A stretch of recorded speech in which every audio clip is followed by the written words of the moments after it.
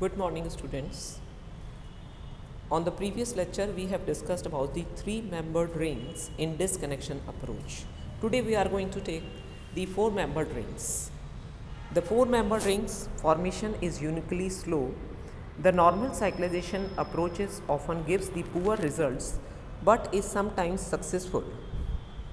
Straightforward CN carbon nitrogen disconnection of amine 17 suggest the 1,3-dibromide 18 as the starting material.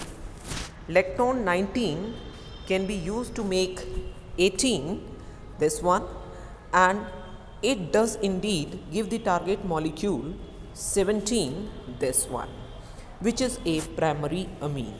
So here this cleavage of primary amine bonds forming a 1,3-dibromide and RNH2.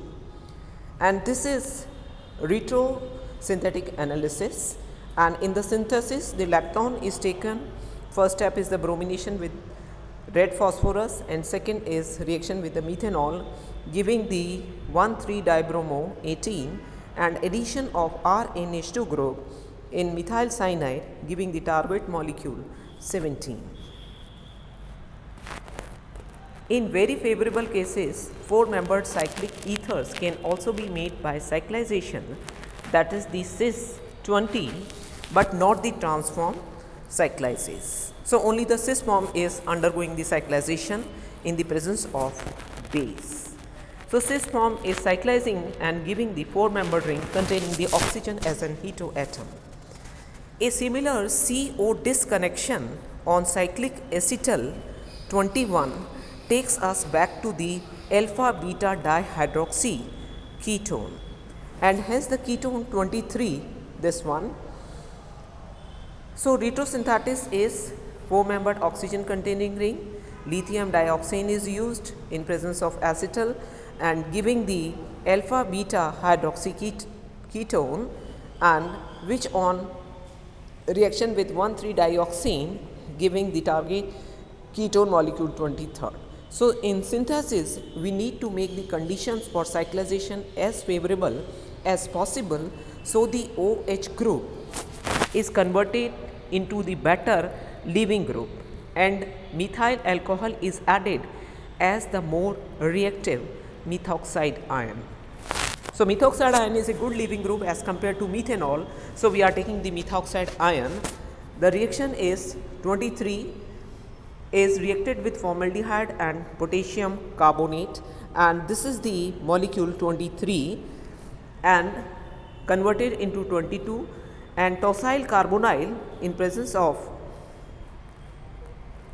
undergoing pyrolysis giving the O-tosyl group, and in the methoxide anion giving the target molecule 21 containing the oxygen in four-membered ring. On strategy for four-membered ring, synthesis would be ring expansion or contraction.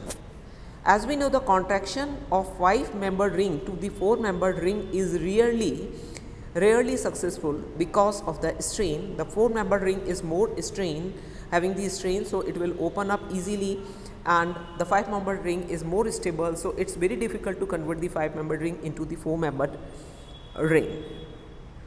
So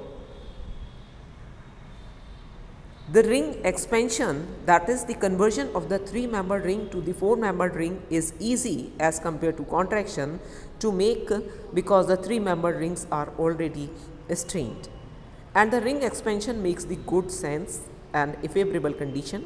So cyclobutanon such as 24 have the substitution pattern of rearrangement product and might be made from the diol 25 or epoxide 26. So either we can take diols or epoxide.